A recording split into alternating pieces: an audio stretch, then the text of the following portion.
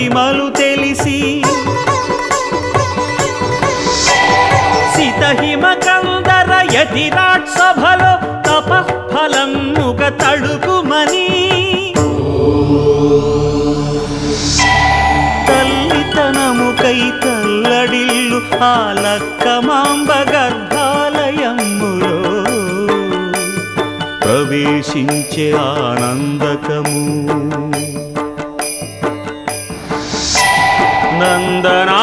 నందనానందకారకము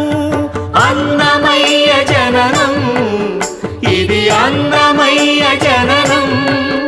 ఇది అన్నమయ్య జననం